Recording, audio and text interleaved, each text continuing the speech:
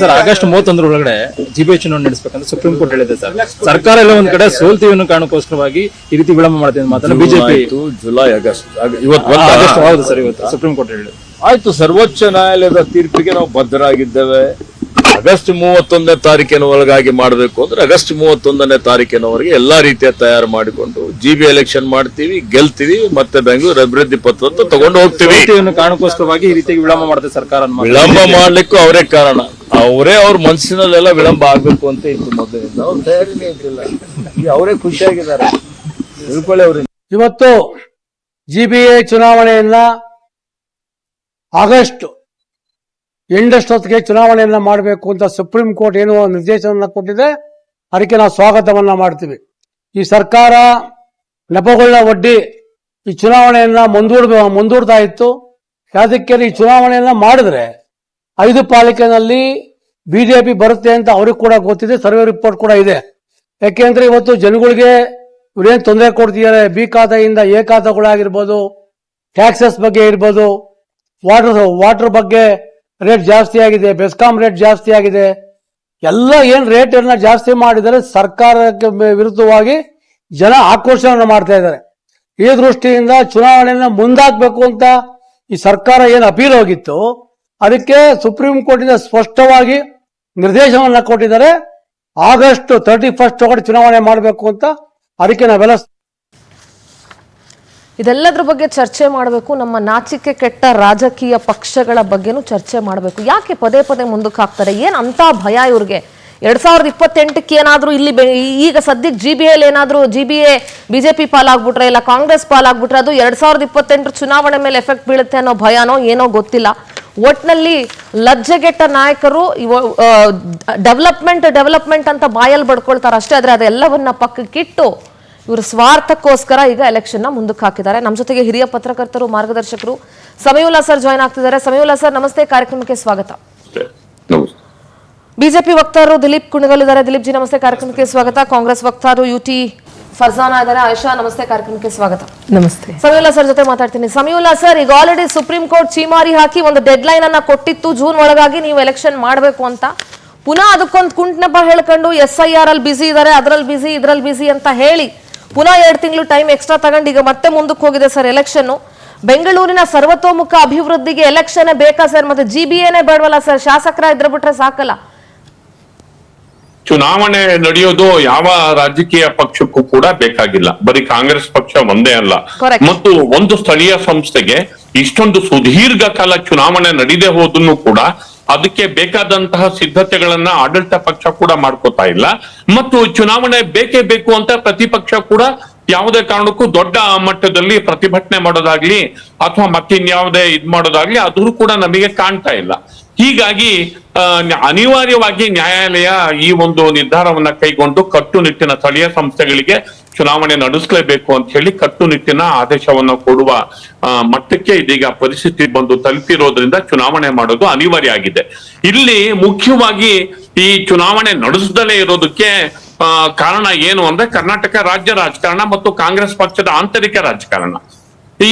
ಈ ಚುನಾವಣೆಯ ಫಲಿತಾಂಶ ಆಂತರಿಕ ರಾಜಕೀಯ ವಿದ್ಯಮಾನಗಳ ಮೇಲೆ ಯಾವ ರೀತಿ ಪರಿಣಾಮ ಬೀರುತ್ತೆ, ನಾಯಕರ ಭವಿಷ್ಯದ ಮೇಲೆ ಯಾವ ಪರಿಣಾಮ ಬೀರುತ್ತೆ, ಒಂದ್ ವೇಳೆ ಕಾಂಗ್ರೆಸ್ ಪಕ್ಷ ಸೋತ್ ಹೋದ್ರೆ ಅದರ ಪರಿಣಾಮಗಳೇನು ಎನ್ನುವಂತಹ ಲೆಕ್ಕಾಚಾರಗಳೇ ಇಲ್ಲಿ ಹೆಚ್ಚಿರೋದ್ರಿಂದ ರಾಜಕೀಯ ನಾಯಕರಿಗೂ ಕೂಡ ಇಲ್ಲಿ ಚುನಾವಣೆ ನಡೆಸೋದಕ್ಕೆ ಆಸಕ್ತಿಯೂ ಇಲ್ಲ. ಎಷ್ಟು ಸಾಧ್ಯವೋ ಅಷ್ಟು ಈ ಚುನಾವಣೆಯನ್ನ ಮುಂದೂಡೋದಕ್ಕೆ ಅವ್ರ ಪ್ರಯತ್ನವನ್ನ ಪಟ್ಟು ಯಶಸ್ವಿಯಾಗಿ ಕಡೆಗೆ ಇದೀಗ ಲಾಜಿಕಲ್ ಎಂಡಿಗೆ, ಡೆಡ್ ಎಂಡಿಗೆ ಬಂದು ತಲುಪಿದೆ. ಇನ್ನು ನ್ಯಾಯಾಲಯ ಇನ್ಯಾವುದೇ ಕಾರಣಕ್ಕೆ ಈಗ SIR ಇದೆ, ಸೆಪ್ಟೆಂಬರ್ ತನಕ ಟೈಮ್ ಕೊಡಿ ಅಂತ ಕೇಳಿದ್ರು. ಆಮೇಲೆ ಸೆನ್ಸಸ್ ಇದೆ, ಹ್ಯಾಂಡ್ಸ್ ಗಳನ್ನೆಲ್ಲ ಯೂಸ್ ಮಾಡ್ಕೋಬೇಕಾಗಿದೆ, ನಮ್ಮಲ್ಲಿ ಹ್ಯಾಂಡ್ಸ್ ಇಲ್ಲ ಅಂತ ರೀಸನ್ ಮುಂದಿಟ್ಟು ಜೂನ್ ನಲ್ಲಿ ನಡಬೇಕಾಗಿದ್ದನ್ನ ಸೆಪ್ಟೆಂಬರ್ ತನಕ ಕೊಡಿ ಅಂತ ಕೇಳಿದ್ರು. ಆಯ್ತು, ಆಗಸ್ಟ್ ಕೊನೆ ಏನು ಸೆಪ್ಟೆಂಬರ್ ಅಲ್ಲಿ ಮಾಡೋದೇನು ನ್ಯಾಯಾಲಯ ಆದೇಶ ಕೊಟ್ಟಿದೆ. ಯಾವುದೇ ಕಾರಣಕ್ಕೂ ಎಲೆಕ್ಷನ್ ಮಾಡಕ್ ಆಗಲ್ಲ ಅನ್ನುವ ನೆಪವನ್ನ ಹೇಳೋದಕ್ಕೆ ಈ ಸರ್ಕಾರ ಆಗಲ್ಲ. ಹೀಗಾಗಿ ಚುನಾವಣೆಗಳನ್ನ ನಡೆಸೋದು ಅನಿವಾರ್ಯ ಆಗಿದೆ. ಆಲ್ರೈಟ್, ಆಯಿಷಾ, ಬಿಜೆಪಿ ಸರ್ಕಾರ ಇದ್ದಾಗ ಮುಂದಕ್ಕೆ ಹಾಕಿದ್ರು. ಅವ್ರು ಹೇಳ್ತಾರೆ ಕೋವಿಡ್ ಅದು ಇದು ಮಣ್ಣು ಮಸಿ ಅಂತೆಲ್ಲ ಹೇಳ್ಕೊಂಡು ಮುಂದಕ್ಕೆ ಹಾಕಿದ್ರು ಅಂತ ಹೇಳ್ತಾರೆ. ಯಾಕೆ ನಿಮ್ಮ ಸರ್ಕಾರಕ್ಕೆ ಚುನಾವಣೆಯನ್ನ ನಡೆಸುವಂತಹ ಮನಸ್ಥಿತಿ ಇಲ್ಲ? ಯಾಕೆ, ಏನ್ ಪ್ರಾಬ್ಲಮ್? ಬರೀ ಜಿಬಿಎ ಇದ್ಬಿಟ್ರೆ ಸಾಕ, ಕಮಿಷನರ್ಗಳು ಇದ್ಬಿಟ್ರೆ ಸಾಕ, ನಿಮ್ಗೆ ಕಾರ್ಪೊರೇಟರ್ಗಳು ಬೇಡವಾ? ಇಲ್ಲ, ಕಾರ್ಪೊರೇಟರ್ಗಳು ಎಲ್ಲರೂ ಬೇಕು, ಮತ್ತಷ್ಟು ವಿಕೇಂದ್ರೀಕೃತವಾಗಿ ಆಡಳಿತ ನಡೆಸಬೇಕು ಅಂತಲೇ ನಾವು 5 ಮಹಾನಗರ ಪಾಲಿಕೆಗಳನ್ನ 5 ವಿಭಜನೆ ಮಾಡಿರುವಂಥದ್ದು.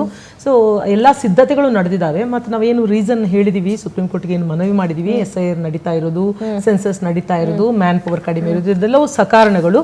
ಬೇರೆಲ್ಲ ಸಿದ್ಧತೆಗಳು, ಆಂತರಿಕವಾಗಿ ಎಲ್ಲ ಸಿದ್ಧತೆಗಳು ನಡೆದಿದೆ.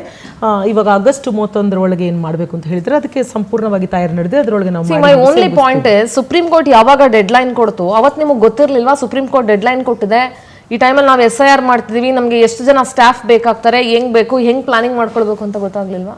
ಇಲ್ಲ, ಆ ಪ್ಲಾನಿಂಗ್ ಮಾಡಿಕೊಂಡ ಪರಿಣಾಮವಾಗಿ ನಮಗೆ ಗೊತ್ತಾಗಿರುವಂಥದ್ದು ಮ್ಯಾನ್ ಪವರ್ ಶಾರ್ಟೇಜ್ ಆಗ್ತದೆ ಅಂತ. ಹಾಗಾಗಿ ನಾವು ರಿಕ್ವೆಸ್ಟ್ ಕಳಿಸಿರುವಂಥದ್ದು. ಇವಾಗ ಮತ್ತೆ ಆದೇಶ ಬಂದಿರೋದ್ರಿಂದ ಮತ್ತೆ ನಾವು ರಿಕ್ವೆಸ್ಟ್ ಕಳಿಸುವಂತಹ ಯಾವುದೇ ಇದಿಲ್ಲ. ಅದೇನಿದ್ರು ನಮ್ಮೊಳಗನೆ ಅದಕ್ಕೆ ತಕ್ಕಂತಹ ಪರಿಹಾರ ಕ್ರಮಗಳನ್ನು ಮಾಡಿಕೊಂಡು ಚುನಾವಣೆ ಯಶಸ್ವಿಯಾಗಿ ಮಾಡಿ ಮುಗಿಸೋದು ನಮ್ಮ ಪ್ಲಾನ್. ಎಸ್ ದಿಲೀಪ್, ಈ GBA ಚುನಾವಣೆ ಮುಂದಕ್ಕೆ ಹೋಗೋದಕ್ಕೆ ಅಡಿಪಾಯ ಹಾಕ್ದವ್ರೆ ನೀವು. ಈ GBA ಚುನಾವಣೆ ಮುಂದಕ್ಕೆ ಹೋಗಿದೆ ಇವತ್ತು ಅಂತ ಅಂದ್ರೆ ಅದಕ್ಕೆ ಪಿತಾಮಹನೇ ಬಿಜೆಪಿ ಅಂತ ಹೇಳ್ಬೇಕು ನಾನು. ನೀವುಗಳೇ ಮುಂದಕ್ಕೆ ಹಾಕ್ತಾರೆ. ಆಗಸ್ಟ್ 22ನೇ ತಾರೀಕು 2020ನೇ ಇಸ್ವಿನಲ್ಲಿ GBA ಚುನಾವಣೆ ನಡೀಬೇಕಿತ್ತು. ಅಂದರೆ ಅವಾಗಿದ್ದಂತಹ BBMP ಚುನಾವಣೆ ನಡೀಬೇಕಿತ್ತು. 20, 21, 22 ಕೋವಿಡ್ನ ಮಹಾಮಾರಿಯನ್ನು ನೀವೆಲ್ಲರೂ ನೋಡಿದ್ದೀರಿ. ಇಡೀ ದೇಶ ಸ್ತಬ್ಧ ಆಗಿತ್ತು. ಆ ಸಂದರ್ಭದಲ್ಲಿ ಚುನಾವಣೆ ಮಾಡ್ಲಿಕ್ಕೆ ಆಗಲಿಲ್ಲ. 23ಕ್ಕೆ ನಮ್ಮ ಸರ್ಕಾರ ಬದಲಾವಣೆ ಆಯಿತು. ಆ ತದನಂತರಗಳಲ್ಲಿ ಕಾಂಗ್ರೆಸ್ ಸರ್ಕಾರ ಮಾಡಬೇಕಿತ್ತು, ಮಾಡಿಲ್ಲ. ಈಗ SIR ಒಂದು ಹೇಳ್ತಾ ಇದ್ದಾರೆ ಮೇಡಮ್. SIR ಆಗುತ್ತೆ ಅಂತಕ್ಕಂಥದ್ದು ಏಪ್ರಿಲ್ಗೆ ನೋಟಿಫಿಕೇಶನ್ ಆಗ್ತದೆ ಅಂತಕ್ಕಂಥ ಎಲ್ಲರಿಗೂ ಗೊತ್ತಿತ್ತು. ಆದರೆ ಅದು ಮೇಗಾಯಿತು. ಇದು SIR ಪ್ರಾರಂಭ ಆಗುತ್ತೆ, ಇಡೀ ದೇಶದಲ್ಲಿ ಪ್ರಾರಂಭ ಆಗುತ್ತೆ ಅಂತಕ್ಕಂಥದ್ದು ಪ್ರತಿಯೊಬ್ಬರಿಗೂ, ಎಲ್ಲ ಮುಖ್ಯಮಂತ್ರಿಗಳಿಗೂ ನಾಲೆಡ್ಜ್ ಇತ್ತು, ಎಲ್ಲ ಅಧಿಕಾರಿಗಳಿಗೂ ಗೊತ್ತಿತ್ತು. ಆಗುತ್ತೆ ಅಂತ ಗೊತ್ತಿದ್ರು ಸಹ ಜೂನ್ 30ನೇ ತಾರೀಕು ಲಾಸ್ಟ್ ಡೇಟ್ ಕೊಟ್ಟಿದ್ರು ಸಹ ಇವ್ರು ಬೇಕಂತೇಳಿ ಕೋರ್ಟ್ ಮೊರೆ ಹೋಗ್ತಾರೆ. ಇವಾಗ ಅಂದ್ರೆ ಇವ್ರ ಉದ್ದೇಶ ಇಷ್ಟೇ, ಚುನಾವಣೆ ಏನಾದ್ರೂ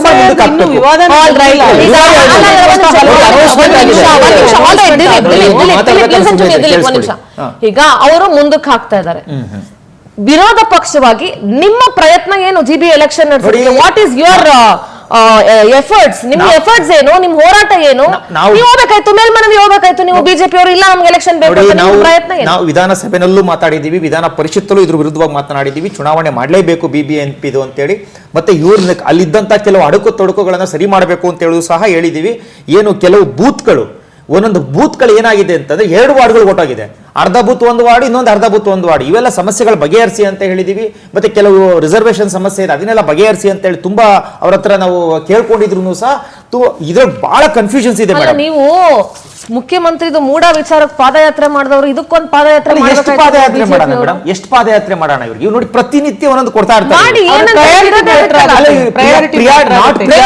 ಜನಕ್ಕೋಸ್ಕರ ಒಂದು ಪಾದಯಾತ್ರೆ ಮಾಡಿ. ನೋಡಿ, ಇವರು ಗ್ರಾಮ ಪಂಚಾಯತ್ ಚುನಾವಣೆ ಮಾಡಿಲ್ಲ, ಜಿಲ್ಲಾ ಪಂಚಾಯತಿ ಮಾಡಿಲ್ಲ, ತಾಲೂಕ್ ಪಂಚಾಯತಿ ಮಾಡಿಲ್ಲ, ಕೆಲವು ಪುರಸಭೆಗಳು ಮಾಡಿಲ್ಲ.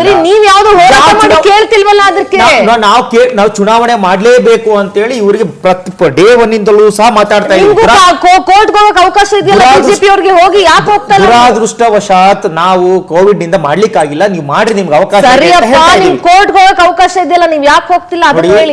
ಕೋರ್ಟ್ಗೆ ನಾವು ನಮ್ಮ ಕಡೆಯವರು ಹಾಕಿರ್ತಕ್ಕಂಥ ಕೇಸ್ಗಳೇ ಇವತ್ತು ಇವರಿಗೆ ಚಿಮಾರಿ ಹಾಕಿರ್ತಕ್ಕಂಥದ್ದು ಕೋರ್ಟ್. ಅದರಲ್ಲಿ ಇನ್ನೊಂದಷ್ಟು ಚಿಮಾರಿ ಡೆಡ್ ಲೈನ್ ಕೊಟ್ಟಿದ್ಯಲ್ಲ ಮೇಡಮ್, ಈಗ ಮಾಡಿಲ್ಲ ಅಂತಂದ್ರೆ ನಾವು ಇನ್ ಮತ್ತೊಮ್ಮೆ ಹೋಗೋಣ. ಇದನ್ನ ನಾವು ಪ್ರಯತ್ನ ಅಂತೂ ಬಿಡೋದಿಲ್ಲ. ಮತ್ತೆ ಇವ್ರು ಇನ್ನೊಂದು ಹೇಳ್ಬೇಕಂತಂದ್ರೆ ಇವ್ರು ಯಾಕೆ ಚುನಾವಣೆಗಳನ್ನ ಮಾಡ್ತಾ ಇಲ್ಲ? ಇವನೊಂದು ಗ್ರಾಮ ಪಂಚಾಯತಿ ಚುನಾವಣೆ ಲಾಸ್ಟ್ ಡಿಸೆಂಬರ್ ಆಗ್ಬೇಕಾಯ್ತು, ಅದಕ್ಕೆ ಎದುರು ಕೂತ್ಕೊಂಡಿದ್ದಾರೆ. ಯಾಕ್ರಿ ಕೇಳ್ತಾ ಇಲ್ಲ? ಎಷ್ಟು ಕೇಳಿದ ಮೇಡಮ್? ಸರ್ಕಾರ ಇವ್ರದು. ಇವ್ರಿಗೆ ಬೇಕಾಗಿಲ್ಲ ಸೆಕೆಂಡ್ ಲೈನ್ ಲೀಡರ್ಗಳು ಎದ್ದೇಳೋದು ಬೇಕಾಗಿಲ್ಲ. ಒಬ್ಬ ಗ್ರಾಮ ಪಂಚಾಯತಿ ಮೆಂಬರ್ ಆದ್ರೆ ಇನ್ನೊಬ್ಬ ಲೀಡರ್ ಆಗ್ತಾನೆ. ತಾಲೂಕ್ ಪಂಚಾಯತಿ, ಜಿಲ್ಲಾ ಪಂಚಾಯತಿ, ಬರ್ದಿಟ್ಕೊಂಡು ಉತ್ತರ ಕೊಡಿ. BBMP ಯಾರೋ ಒಬ್ಬ ಗೆದ್ರೆ ಇನ್ನೊಬ್ಬ ಲೀಡ್ ಉಟ್ಕೊಳ್ತಾನೆ, ನಮಗೆ ಕಾಂಪಿಟೇಟರ್ ಆಗ್ತಾನೆ. ಇನ್ನೊಂದು ಏನಂತಂದ್ರೆ ಬರ್ತಾ ಇರ್ತಕ್ಕಂಥ ಅನುದಾನಗಳು, BBMP ಬರ್ತಕ್ಕಂಥ ಅನುದಾನಗಳು, ಅಥವಾ ಯಾರೋ ಒಬ್ಬ ಕಾರ್ಪೊರೇಟರ್ ಬರ್ತಕ್ಕಂಥ ಅನುದಾನಗಳು, ಅಥವಾ ಜಿಲ್ಲಾ ಪಂಚಾಯತಿ ಒಬ್ಬ ಸದಸ್ಯನ ಬರ್ತಕ್ಕಂಥ ಅನುದಾನಗಳು, ತಾಲೂಕ್ ಪಂಚಾಯತ್ ಸದಸ್ಯರಿಗೆ ಬರ್ತಕ್ಕಂಥ ಅನುದಾನಗಳು, ಇಷ್ಟನ್ನು ಇವರೇ ನುಂಗಾಕ್ಬೇಕು. ಬೇರೆ ಯಾರು ಬರಂಗಿಲ್ಲ. ಬರೀ MLA